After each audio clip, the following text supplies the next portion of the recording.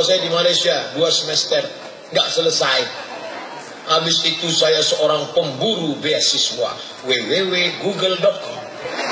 Beasiswa. Akhirnya dapat berita.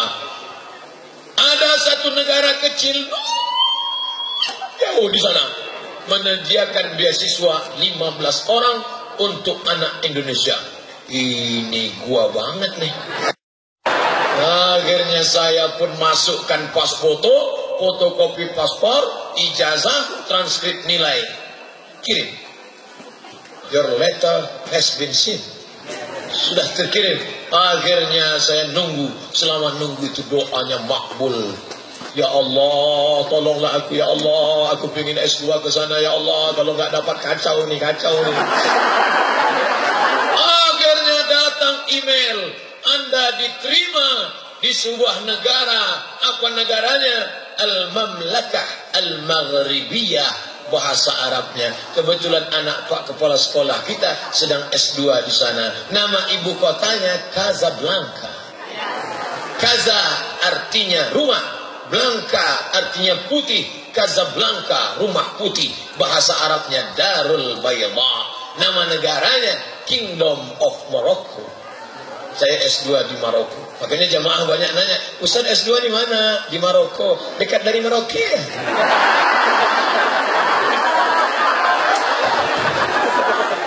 Ya, kalau orang nggak ngerti geografi.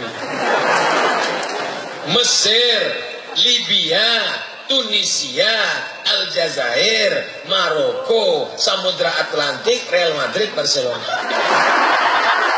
Sana dia. Saya ulang sekali lagi. Mesir, Libya, Tunisia, Aljazair, Maroko. Nyebrang Samudra Atlantik 30 menit naik speed, ongkos 30 euro sampai ke Aljaziras, Spanyol. Ustadz ngapain kuliah jauh-jauh? Gratis. Musim haji pergi ke Makkah. Sampai di Makkah ibadah haji sambil kerja. Datang orang-orang sombong dari Indonesia. Sini. Sudah lama jadi TKI. Pak, Bapak tahu nggak Pak? TKI itu pejuang devisa negara loh. Bapak jangan sepelekan TKI. Banyak kan cerita kau. Astagfirullah Bapak. Oh TKI kan? Saya mahasiswa Pak. Di mana? Di Maroko. Di mana Maroko itu?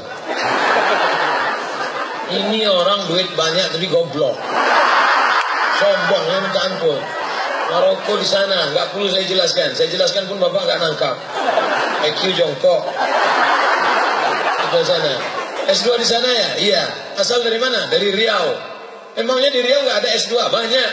Kenapa kamu pergi ke Maroko? Di sana S2 ada, di Jakarta ada, 1 semester 7 juta, sidang terbuka 10, sidang tertutup 15, buka tutup 25.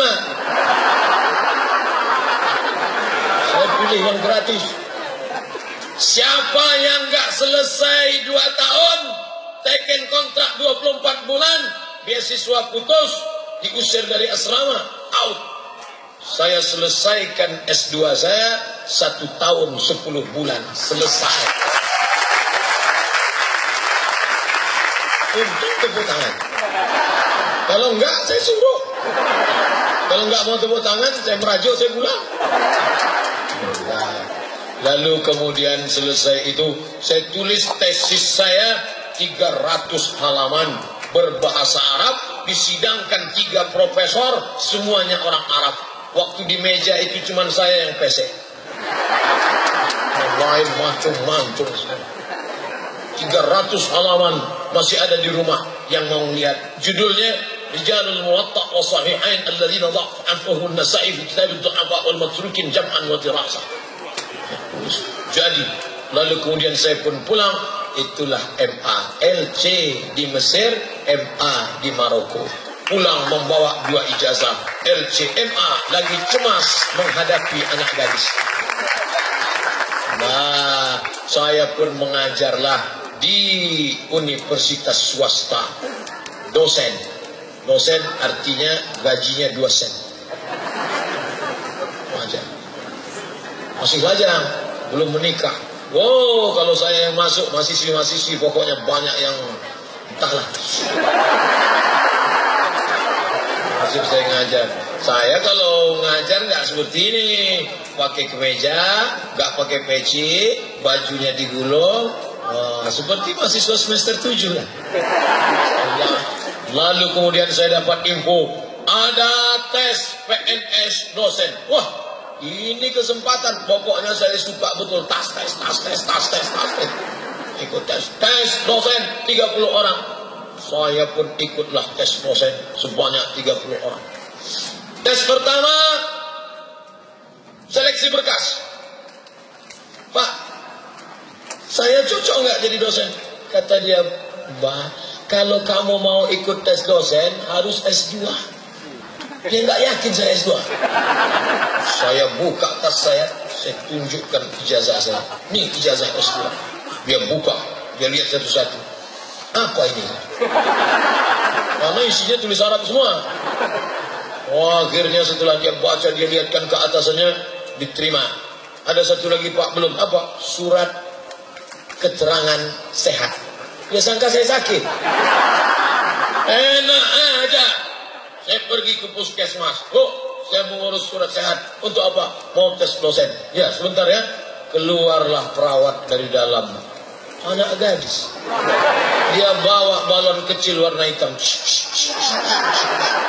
Sebentar ya, Pak. Sebentar ya, dia pasang sini.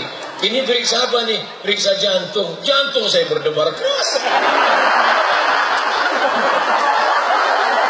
Akhirnya dia periksa.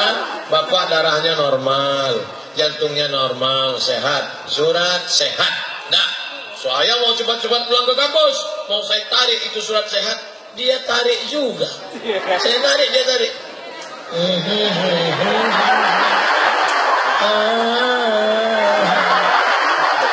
Ternyata bayar dulu.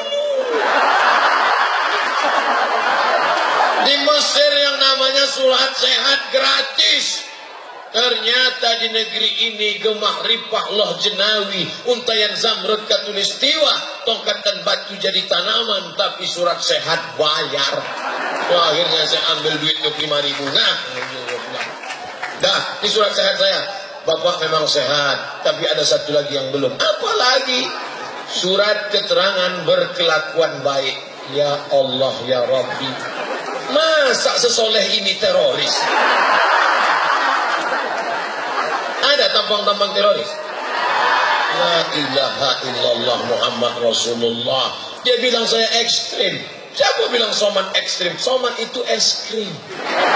Bukan ekstrim, lembut dan manis. Akhirnya saya pergi ke kantor polisi. Pak polisi, masa saya ini ada? Coba buatkan.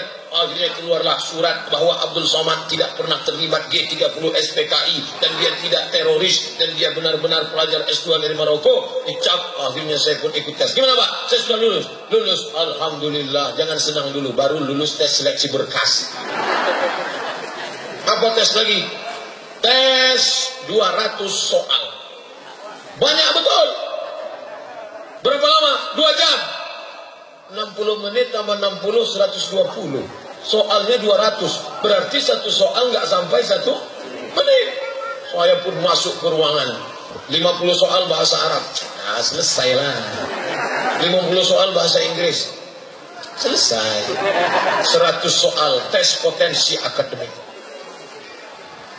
Tono, Tini, dan Tony menjaga warnet.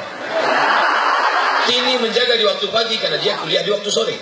Tono bekerja di waktu sore maka dia menjaga di waktu malam. Tini dan Tony tidak bisa bekerja sama karena pernah pacaran. Jam-jam berapa saja mereka bisa bekerja sama?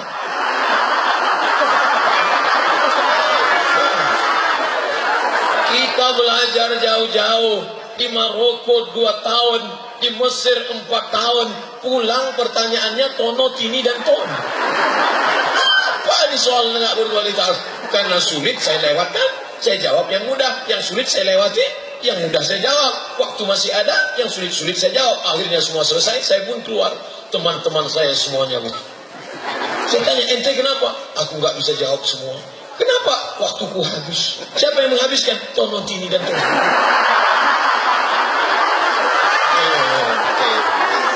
Waktu ente habis oleh kini tono dan tono. Akhirnya keluar pengumuman, yang lulus tes seleksi 200 soal, Abdul Somad. Lulus saya. Saya tanya, gimana Pak? Saya sudah bisa jadi dosen.